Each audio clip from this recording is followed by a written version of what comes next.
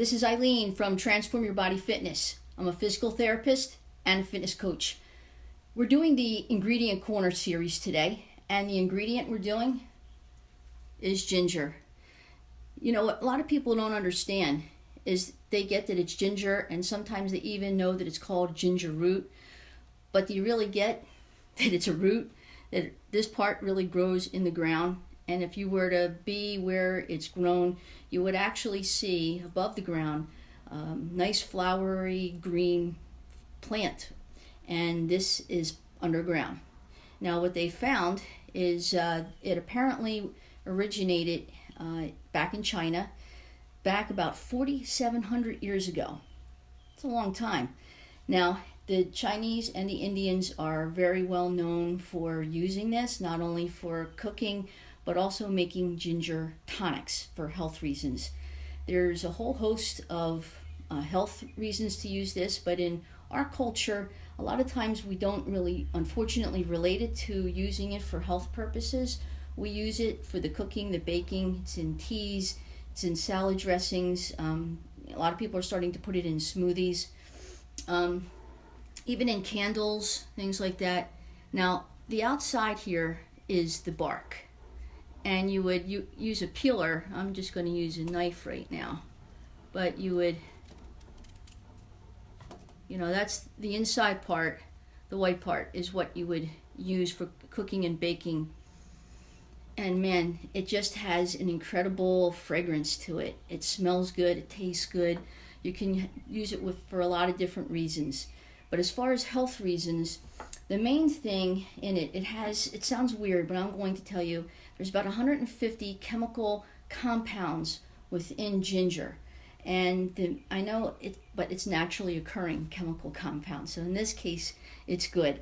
The chemical compounds are in a family of what they call gingerols. And the main gingerol is compound 6 gingerol.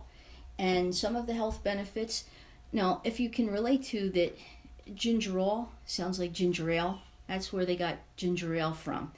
And a lot of times people don't even think of using ginger ale unless they're sick, they don't feel good, because one of the properties of gingerol is that it helps ease upset stomachs and nauseousness, morning sickness. It's terrific for any kind of digestive problem. It helps with digestion.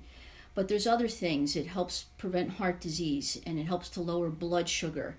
It helps to ease exercise-induced pain and other inflammatory type of reasons. So in other words, osteoarthritis.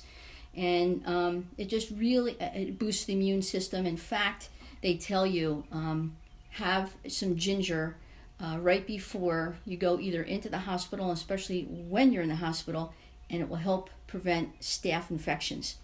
So all in all, there's actually a lot more health benefits, but I think you kind of get the gist of it. One of the things that I wanted to do today, if you can kind of see what I have here, is, well, let me just back up.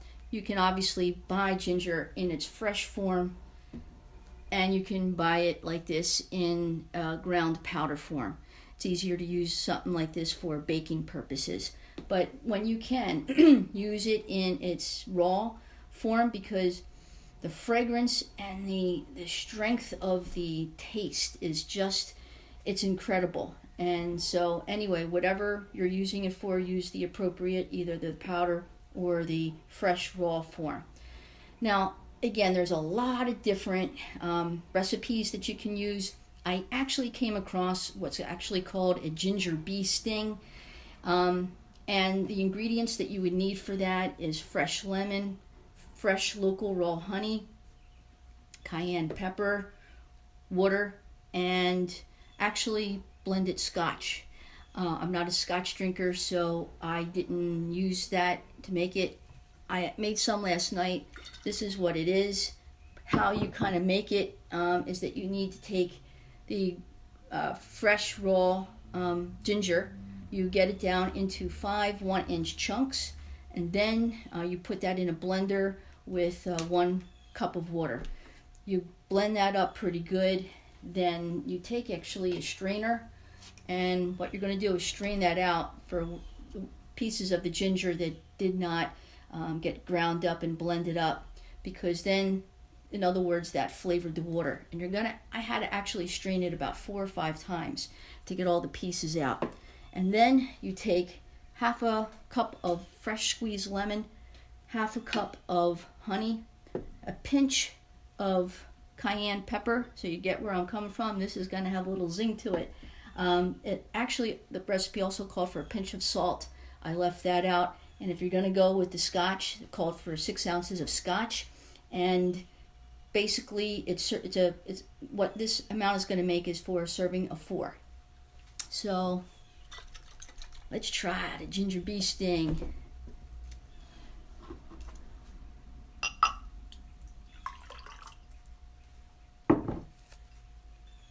Cheers.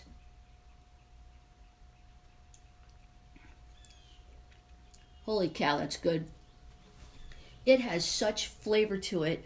Actually, what I would recommend, if you went with the scotch, that's fine. You could use that for holiday purposes. This would be an excellent holiday type of a drink. But even on an everyday basis, you could actually use this in place of soda, or somewhere where you needed something sweet. The honey sweetens it, and the ginger gives it that incredible flavor. The cayenne pepper gives it that whoop, that zing, and it's delicious. It's really, honestly, it's delicious. So ginger was our ingredient for today. There are so many ways of incorporating it into your diet. I would say get the ginger in as much as you can, as well as some of the other ingredients that we've gone over. So stay tuned. More to come in this series of the Ingredient Corner. It's about staying as healthy as you can for as long as you can. Have a great day, everybody.